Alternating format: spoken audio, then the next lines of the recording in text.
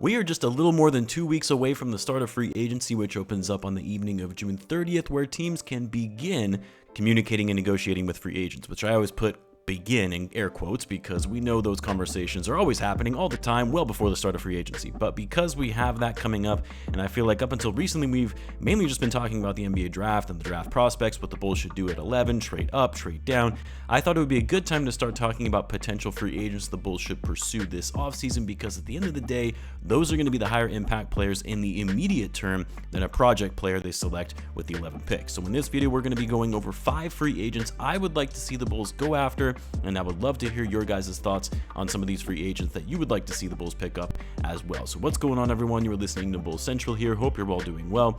Of course, the NBA season is winding down. We're almost at the end of the NBA Finals, and that means it's your last chance to get in on the offer from Underdog Fantasy, our sponsor, where you can get up to $250 upon your first deposit, as well as a free pick in the lobby when you sign up to improve your chances of hitting on your NBA pick'ems. They're going to have pick'ems for every remaining finals game, where you can pick higher or lower on most players' stats and win up to 100 times your money for every game. So check it out. Link to the site and the code is in the description if you're interested. Now, a few things to call out before going through this list of free agents, and most importantly is understanding the Bulls' current salary cap situation, which can obviously change drastically between now and then, depending on if the Bulls trade Zach Lavine, whether or not they re-sign DeMar to a big contract, what figure they re-sign Patrick Williams for, or potentially letting him walk if some team gives him a big offer and the Bulls are unwilling to match it.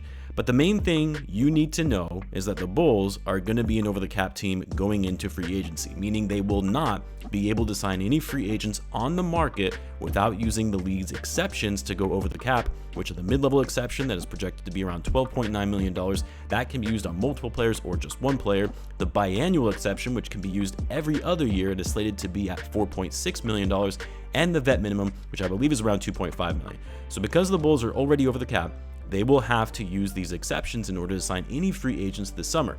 And for those asking, well, what if they end up going under the cap? If they trade Zach, they let DeMar walk, they let Pat walk, they trade Alex Caruso and a number of other transactions, but all of that, very unlikely. I would say the only thing that might happen is the Bulls trade Zach, and even if they trade him to a team with cap space that could absorb his contract without the Bulls having to take on any salary in return, they would still be an over-the-cap team, even if they only sign one of DeMar DeRozan or Patrick Williams.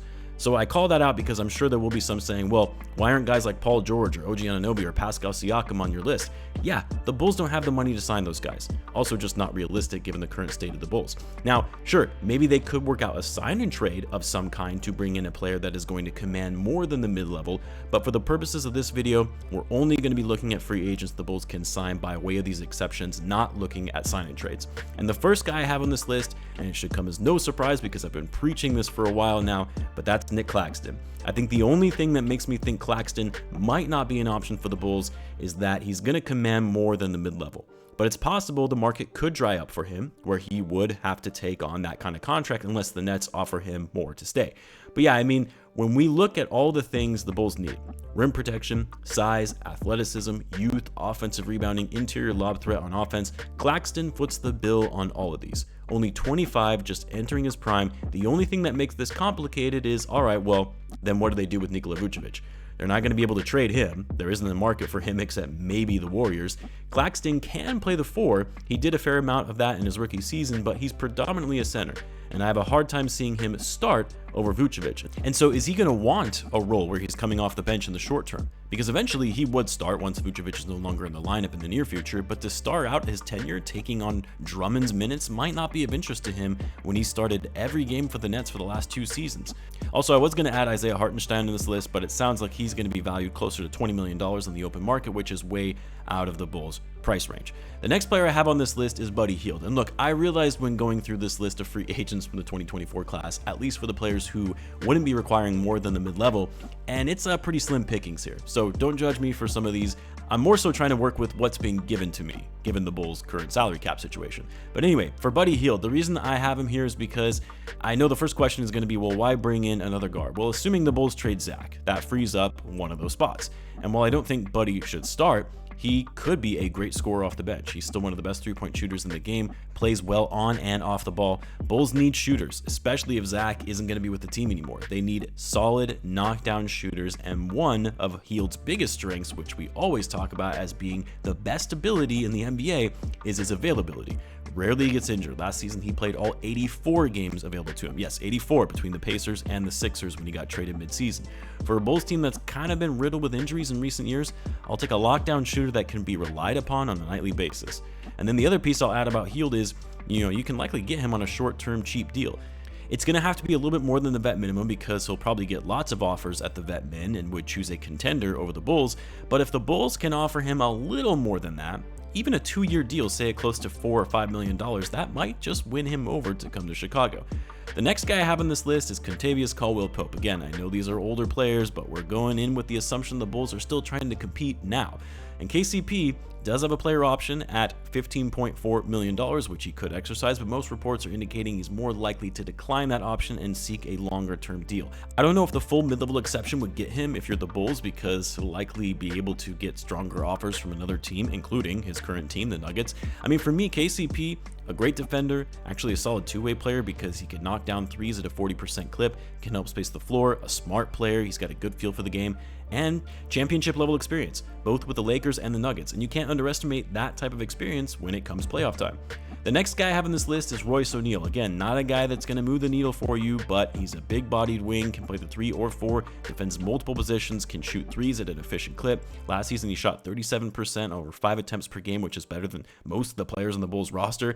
Another 3-and-D wing. You're probably noticing a common trend here. He takes care of the ball as well, rarely turns it over, has good instincts on the court, and another player you can likely get for near the vet minimum, a player the Bulls can afford on a short-term contract. And then finally, and this is probably one of those players you're taking on more as a flyer, as a low-risk, high-reward scenario, and that's Jalen Smith. Jalen Smith, who came into the league as the number 10 overall pick for the Suns in 2020, they quickly realized, this isn't going to work out, so they moved him, and he just hasn't really found his footing in the NBA, although he's shown more promise with the Pacers as a backup 5 behind Miles Turner.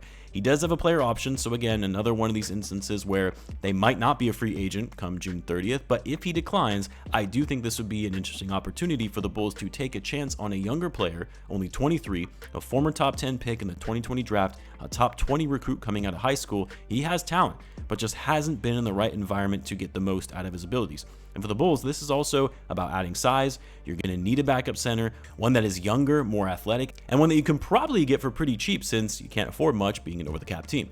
There are other free agents that I would be intrigued by at the vet minimum, or maybe slightly more than that. I'm looking at guys like Evan Fournier, maybe even James Wiseman for size and youth. Goga Bitadze, who I imagine will leave the Magic with all the bigs they have on their roster and him not being in the rotation most recently, but is a solid backup center who can crash the boards, post up, and score. Malik Beasley is another potential, although I feel like he's going to command more than the vet minimum and will want to play on a contender and not the Bulls. But you're talking about one of the better three-point shooters in the league. But yeah, I mean, overall, there aren't that many great options as it relates to potential free agents the Bulls could pursue at the mid-level or the veteran minimum. Partially because a lot of free agents are going to be looking to go elsewhere where they can compete for a championship. And then, of course, for the best free agents of this class, the Bulls aren't even in the realm to acquire them given their cap sheet. But I would love to hear what you guys think. Who are some of the free agents you would like to see the Bulls sign this summer? Let me know in the comments. As always, be sure to subscribe, and I'll see you in the next one.